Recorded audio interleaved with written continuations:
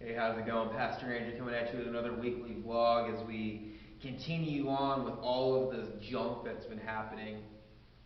One of the things that usually keeps me happy and keeps me going to help distract me is baseball. However, thanks to the Rona, we don't have baseball. And so one of the ways I fill that void, again being a history major, is I love me some Ken Burns documentaries. He has a great one on baseball that I've been watching. I just started reading a new book. Yeah, last night though, how he does his documentaries for the baseball series is he does it by decade. We just got through I watched the 1940s and the 1950s last night. 1947 was a big year in the history of baseball. America just won World War II. America was still trying to figure out segregation, and the military was no longer segregated. But in the world of baseball, in 1947 is a year that is still celebrated every year. And that was the year that Jackie Robinson, the first African American man to play Major League Baseball, opened up and played at Ebbets Field for the Brooklyn Dodgers. As much as our sports fans out there, whether you're a sports fan, you're not a sports fan, everybody knows who Jackie Robinson is. And again, sports fans sometimes drives the football fans nuts, but America's pastime is baseball. Baseball, as much as again, a lot of people hate to admit, played a very big role in American history in the beginning of the 20th century. Baseball was the framework of a lot of legislation. Baseball was the driving force behind a lot. And when it came to segregation, up until 1947, here in Kansas City, we have the Negro Leagues Baseball Museum, the Kansas City Monarchs. Baseball was segregated. The African Americans played in their league, and the whites played in their league, and the white owners and the commissioner at the time said no to African Americans. They're pig-headed, dumb. They quite honestly probably felt threatened. They watched a lot of the major league players, coaches, scouts. They went to the Negro League baseball games and they saw that those men could play. They could play better than 90% of the white guys in the pros. But in 1947, a Methodist minister by the name of Branch Rickey, the owner and GM of the Dodgers at the time. The manager at the time in 1946, his name was Leo Durocher. He was the manager of the Brooklyn Dodgers, and a lot of the Dodgers at the time were from the South, from Mississippi, Alabama, Kentucky, and they got wind that Jackie Robinson was in the minor leagues, and Leo Durocher just told the boys, he said, he's coming. And he's not the only one either. More are going to follow. It's time. And poor Jackie Robinson. The first 3 years of playing in the major leagues, he was under strict orders, and his wife as well, that for whatever racial slur he had to hear, whatever he had to put up with, he had to take it for 3 years, and then after that he could respond back. I started reading this book, though. It's called 42, which is Jackie Robinson's number, and it's written with a Christian perspective. Jackie Robinson being a professing Christian, both him and his wife, and kind of goes into the spirituality of Jackie Robinson as a Christian man. How do I respond to racism? How do I respond to this? And ultimately, it was the racism that killed Jackie Robinson in the end. As America in 2020, in reading about the accounts of baseball, watching the accounts of baseball in the early 20th century, 1950s, 1960s, and nothing has changed,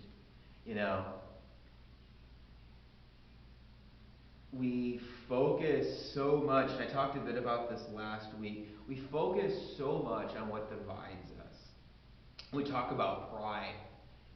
But when we talk about it with baseball, we talk about it with Leo DeRocher's mentality of he's coming and more to follow, we allow jealousy and we allow fear to control us. We allow the belief that somebody out there is better than us, and so because of that fear, we're going to use that, not to be racist, but use that to push people to the side. And just using race as an example because it's just so prevalent right now, and it's meaningful right now, as awful as that is. Anger is one of those things that God gives us, one of those feelings that God has wired into our brains. And anger is one of those things that in the correct moment and mindset and time, fear and anger is okay. Anger is something that God has given us and something where we see God angry. We watch God get angry with the children of Israel all throughout the Old Testament. It's kind of that rotating cycle of events. But the problem is when our anger is rooted with sin, that's the issue. And right now, in 2020, we see that so prevalent. We have this anger that's just built up inside of us. It just we live in a culture now where we're not supposed to talk about our feelings, we're not supposed to express our feelings, and so we take that anger and we just shove it down, and it just kind of slowly starts growing and growing and growing until before we're just so full with anger, we just explode and we snap. And that's not the right mentality to have. That's not how we're supposed to deal with anger. Anger is one of those things that when it's used correctly and we act on it in a correct, godly manner, that it's okay. I remember when I was a teenager and in middle school, the big WWJD bracelets were really huge. It was on shirts. It was everywhere. And I always remember I saw a picture on Facebook that says, "What would Jesus do?" We'll never forget that flipping tables in the synagogue is not out of the question.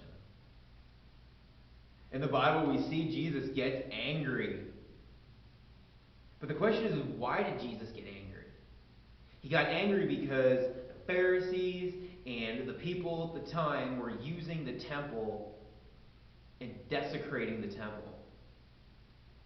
We're allowed to get angry about that. When people mess with our God, when people mess with Jesus, we are okay to be angry.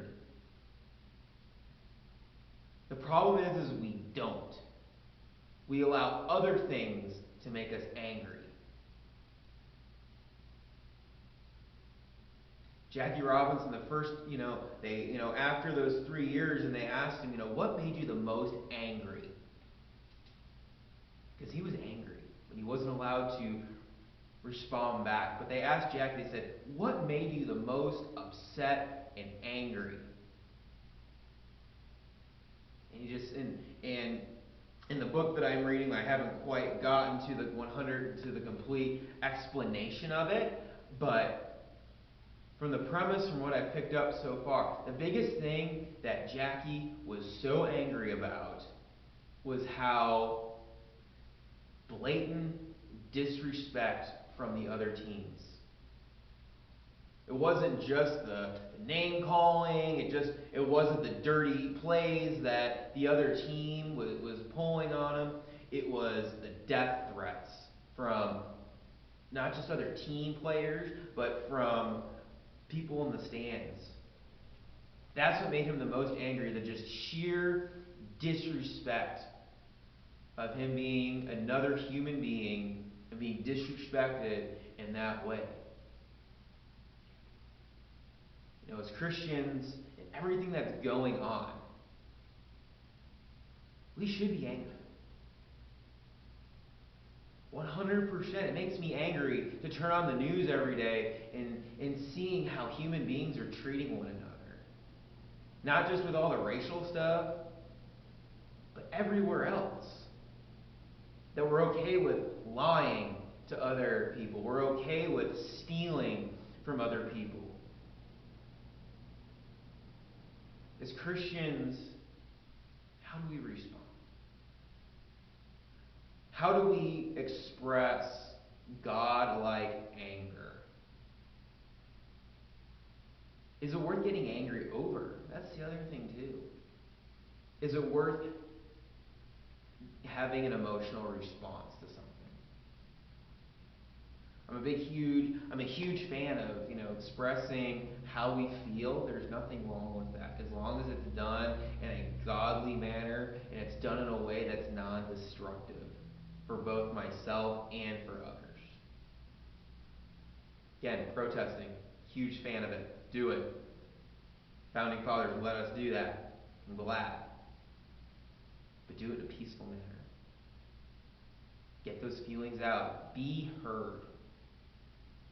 Because I feel like if we were to do that a little bit more often, we wouldn't allow that anger to keep building up inside of us till it explodes.